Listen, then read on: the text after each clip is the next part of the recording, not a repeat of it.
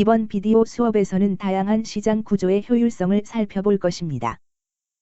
이번 강의는 우리가 소위 기업 이론에 관한 1년의 강의 중 마지막 강의가 될 것입니다. 이번 연속 강의를 통해 우리는 완전 경쟁에서 순수 독점까지의 시장 구조에서 기업의 경쟁 행태를 살펴보았습니다.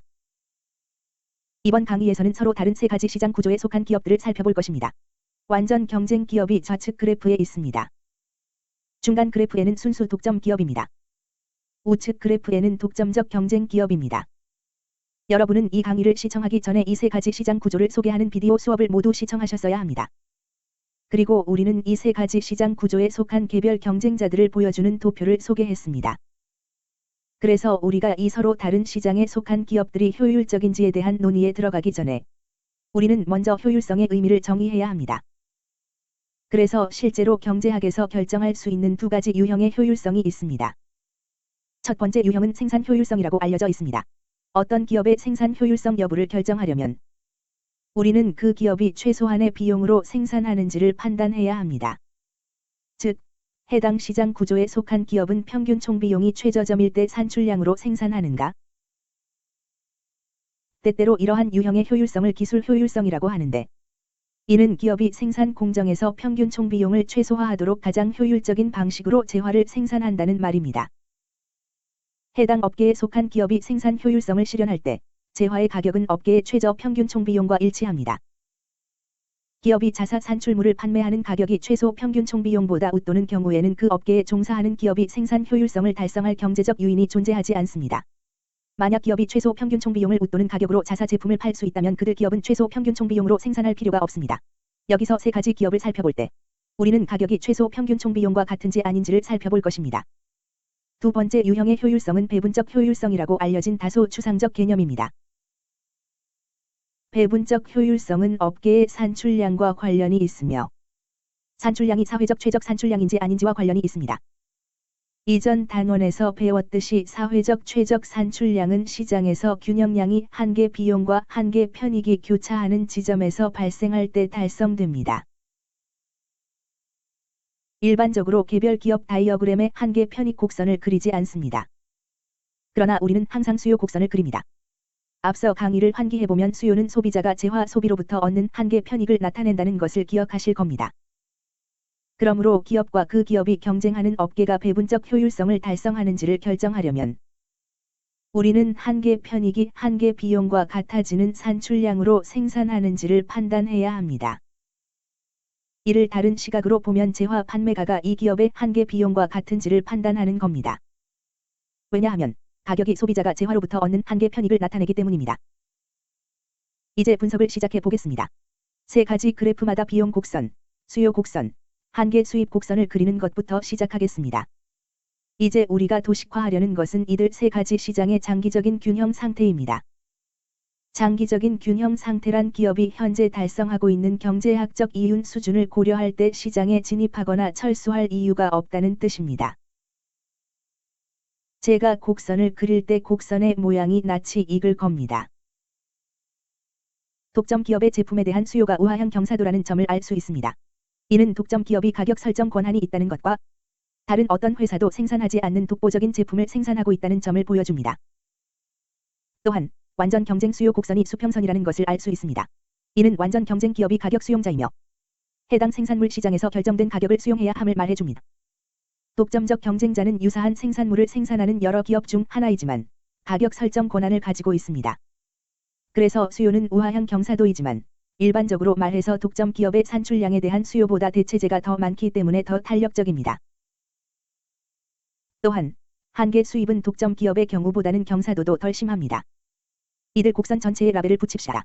완전 경쟁 시장에서는 보시다시피 수요 곡선이 한계 수입과 일치합니다.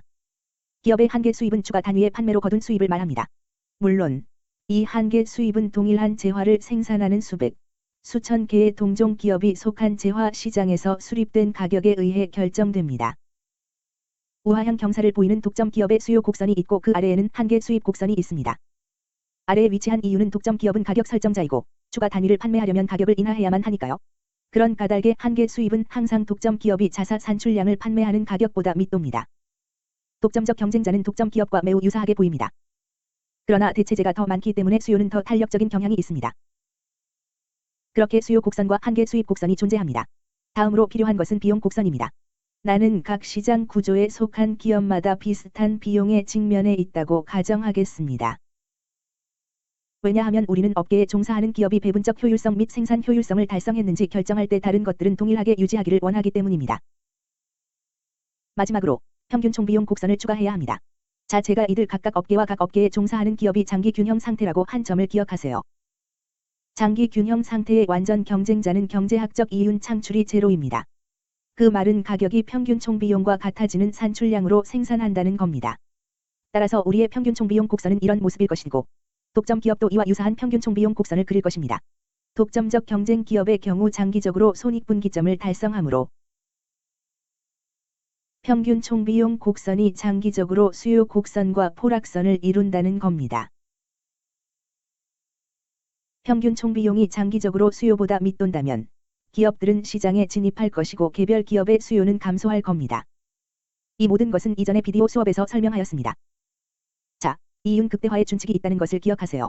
우리는 이 모든 기업이 이윤을 극대화하고 있다고 가정하는데 이는 한계 비용이 한계 수입과 같아지는 산출량으로 생산한다는 말입니다. 그래서 우리는 이 모든 그래프에서 한계 비용과 한계 수입 곡선의 교차점을 찾기만 하면 됩니다. 그리고 그것을 균형량으로 식별하고 이것을 완전 경쟁 균형량이라고 표기합니다. 이쪽에도 한계 비용과 한계 수입이 있습니다. 여기가 독점 기업의 균형량입니다. 독점 기업이 청구할 가격을 찾으려면 수요 곡선까지 수직으로 올라가고 수평으로 갑니다. 그리고 독점적 경쟁자의 균형량도 한계 비용과 한계 수입이 같은 산출량입니다. 위쪽에 자리한 가격은 수요 곡선까지 올라가면 찾을 수 있습니다. 이제 각 기업의 평균 총비용도 마찬가지로 표기합니다. 보시다시피 독점 기업의 평균 총비용은 가격보다 다소 밑도는 것을 알 수 있습니다. 이는 독점적 기업이 벌어들이는 경제학적 이윤이 존재함을 시사합니다. 이윤 창출이 가능한 것은 독점적 시장의 진입 장벽이 높기 때문입니다. 독점적 경쟁자는 반면에 자체의 평균 총비용과 정확히 같은 가격을 부과합니다. 독점적 경쟁자가 경제학적 이윤을 창출하지 못하는 이유는 여러분도 기억하듯이 진입 장벽이 낮기 때문입니다. 그래서 단기적으로 창출할 이익은 새로운 경쟁자들이 시장에 진입하여 가격을 끌어내리면서 사라지게 됩니다. 그러나 완전 경쟁자의 경우 가격은 평균 총비용과 같지만 이는 완전 경쟁자가 장기적으로 손익분기점을 달성할 뿐임을 시사합니다. 우리는 독점 기업의 경제학적 이윤 구역을 관례대로 음영 처리하겠습니다. 이제 이 세 시장에서 각각 달성되는 효율성의 정도를 분석할 준비가 되었습니다. 우리는 다시 재화의 시장 가격과 기업의 평균 총비용은 어떤 관계가 있는지 재화의 가격이 기업의 한계 비용과 어떻게 관련되어 있는지 살펴볼 필요가 있습니다. 가격이 최소 평균 총비용과 같다면 우리는 시장에 속한 기업들이 생산 효율성을 달성하고 있다는 것을 알 수 있습니다. 왜냐하면 최소 평균 총비용을 웃도는 비용의 경우 경제학적 손실로 귀결되기 때문입니다. 따라서 기업은 반드시 최소 평균 총비용으로 생산해야 합니다. 마찬가지로 가격과 한계 비용 사이 관계를 살펴보면 우리는 이 업계에 종사하는 기업이 배분적 효율성을 달성할지 말지를 판단할 수 있습니다. 왜냐하면 가격이 한계 비용보다 조금이라도 웃돌면 한계 편익이 한계 비용보다 웃돈다는 것이 확인되므로 불충분한 자원이 재화 생산에 배분되었습니다. 이것은 사실 시장 실패의 한 형태일 것입니다. 자, 생산 효율성부터 시작합시다. 이제 우리가 할 일은 이 세 그래프를 각각 보고 다음과 같이 질문하는 겁니다. 가격이 이 기업의 최소 평균 총비용과 같은가? 완전 경쟁부터 시작합니다. 여기서는 장기적으로 볼 때 가격이 사실상 최소 평균 총비용과 같다는 것을 알 수 있습니다. 물론 그렇게 된 이유는 진입 장벽이 존재하지 않고 각 기업이 동일한 생산물을 생산한다는 사실에 있습니다. 만약 가격이 최소 평균 총비용보다 웃돌기만 하면 기업들은 이윤을 창출하게 되고 신생 기업들은 시장에 몰려들게 되면서 개별 기업들이 맛보았던 수요가 감소하면서 가격이 최소 평균 총비용과 같아질 때까지 해당 이윤을 소멸시킬 겁니다. 따라서 완전 경쟁은 생산 효율성을 달성합니다. 그 점을 가격이 최소 평균 총비용과 같다는 사실로 확인할 수 있습니다. 독점 기업으로 갑시다. 여기 보시다시피 가격이 최소 평균 총비용과 같습니까? 사실 그렇지 않다는 것은 아주 명백합니다. 물론 최소 평균 총비용은 한계 비용 곡선과 평균 총비용 곡선이 교차하는 곳에서 확인할 수 있습니다. 여기 보시다시피 최소 평균 총비용이 시장의 실제 가격보다 상당히 밑돕니다. 그러므로 독점 기업의 경우 가격은 최소 평균 총비용을 웃돕니다. 그 말은 독점 기업이 생산 효율성을 달성하지 못한다는 겁니다. 이를 합리적이고 논리적으로 설명하자면 아주 간단합니다. 단일 기업이 어떤 생산물의 유일한 생산자일 때 그 시장에는 경쟁이 없습니다. 경쟁이 없다면 기업이 가장 효율적이거나 가장 저렴한 방식으로 생산할 이유가 없습니다. 이 기업은 경쟁이 없으니 경쟁이 심했을 때는 못 받았을 높은 가격을 받을 수 있습니다.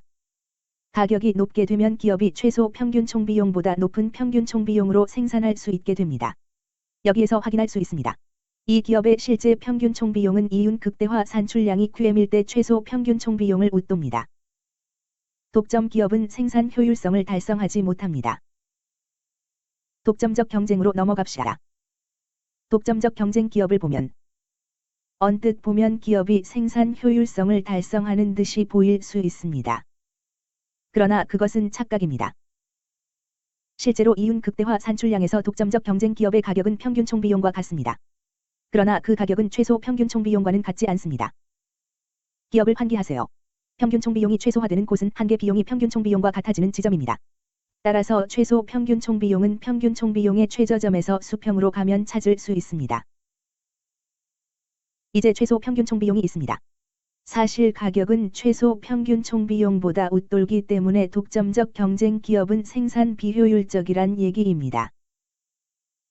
독점적 경쟁 기업의 가격이 평균 총비용과 같지만 최소 평균 총비용과는 같지 않습니다. 따라서 이러한 기업들은 장기적으로 단지 손익분기점을 달성할 뿐 반드시 생산 효율성을 달성하지는 못합니다. 여기서 살펴본 세 가지 시장 구조 중 완전 경쟁 기업만이 장기적으로 생산 효율성을 달성할 수 있습니다. 진입 장벽이 있기 때문에 아울러 불완전 경쟁자가 생산한 생산물이 다소 차별화되거나 독점 기업의 경우처럼 다른 기업의 산출물과 완전히 차별화되기 때문에 이러한 독점 시장에 속한 기업은 억지로 생산 효율성이 달성될 수 없습니다. 경쟁이 없고 진입 장벽이 존재하니까요. 이제 배분적 효율성으로 넘어갑시다. 자, 이 각각의 시장 생산자들은 배분적 효율성을 달성할까요? 완전 경쟁자부터 시작합시다. 여기 보시다시피 QPC라는 이윤 극대화 산출량에서 이 기업의 가격은 한계 비용과 같습니다. 완전 경쟁자는 배분적 효율성이 있다고 말할 수 있습니다. 자유로운 시장 진입과 시장 철수가 이루어지는 완전 경쟁 시장은 장기적으로 공급과 수요가 일치하는 산출량 수준을 달성합니다. 재화 생산에 소요되는 한계 비용은 소비자가 재화로부터 얻는 한계 편익과 같습니다. 이것을 일컬어 우리는 사회적 최적 산출량이라고 합니다. 완전 경쟁은 배분적 효율성이 존재합니다. 독점으로 넘어갑니다. 재화 가격이 한계 비용과 같습니까? 산출량이 QM일 때 이 기업의 한계 비용을 찾으려면 우리는 반드시 한계 비용 곡선까지 수직으로 올라가서 점선을 수평으로 그려야만 합니다. 여기서 한계 비용이 가격보다 한참 밑돈다는 것을 알 수 있습니다. 이는 독점 기업의 산출량에 대한 자원 배분이 불충분하다는 것을 나타냅니다. 자, 재화를 생산하는 기업이 단 한 곳이라면 그 기업은 해당 재화를 사회적 최적 산출량으로 생산할 경제적 유인이 없습니다. 개별 기업의 목표는 사회적 편익이나 사회적 후생을 극대화하는 것이 아니라 자사의 이윤을 극대화하는 것입니다. 그들 기업은 이윤 극대화를 위해 시장의 산출량을 높은 가격일 때의 산출량으로 제한하거나 가격이 평균 총비용보다 웃돌 때의 산출량으로 제한할 수 있습니다. 다시 말해 이윤을 창출하고 있습니다. 우리는 이 그래프에서 사회적 최적 산출량이 무엇인지 알 수 있습니다. 그것은 수요가 한계 비용과 같아지는 지점의 산출량입니다. 바로 여기에 해당합니다.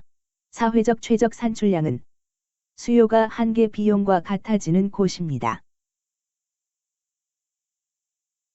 그러나 보시다시피 독점 기업은 사회적 최적 산출량을 생산하지 않습니다. 그들은 이윤을 극대화하기 위해 더 적은 산출량으로 생산할 것이고 높은 가격을 부과합니다. 독점자는 배분적으로 비효율적이며 독점자의 산출량은 적어도 사회적 최적 수준에는 못 미치는 산출량을 생산합니다. 마지막으로 독점적 경쟁을 살펴봅시다. 독점적 경쟁자는 배분적 효율성을 달성합니까? 대답은 아니오입니다. 한계 비용 곡선을 따라 수직으로 올라가서 수평으로 점선을 그립니다.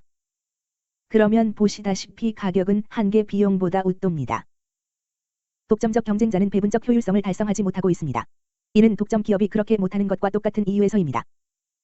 기업이 가격 설정 권한이 있는 한, 기업이 우하향 경사를 그리는 수요 곡선을 경험하는 한, 그들 기업은 한계 편익이 한계 비용과 같을 때의 산출량에 못 미치는, 다른 말로 수요가 한계 비용과 같아지는 산출량보다 및 또는 산출량으로 생산하기로 선택할 겁니다. 그들은 이윤을 극대화하기 위해 산출량을 제한할 것입니다. 자, 오늘 우리가 살펴본 것을 요약해 보겠습니다. 우리는 생산 효율성을 정의했습니다. 우리는 배분적 효율성을 정의했습니다. 우리는 완전 경쟁과 불완전 경쟁을 살펴보았습니다. 우리는 완전 경쟁 산업의 경우에만 배분적 효율성과 생산 효율성을 모두 달성할 수 있다는 것을 보았습니다. 진입 장벽이 없고 생산되는 생산물이 서로 같고 완전 경쟁의 모든 특성이 충족될 때에만 오롯이 사회적 최적 산출량을 달성할 것입니다. 그 산출량은 사회적 한계 편익이 해당 업계에 종사하는 생산자의 한계 비용과 같아지는 산출량입니다. 아울러 완전 경쟁일 때에만 기업은 손익분기점이라도 달성하기 위해 최소 평균 총비용으로 생산해야 합니다. 만일 기업들이 독점 기업과 독점적 경쟁자의 경우처럼 가격 설정 권한을 갖고 있다면 자사의 이윤을 극대화하기 위해 사회적 최적 산출량보다 및 또는 생산을 선택할 수 있습니다.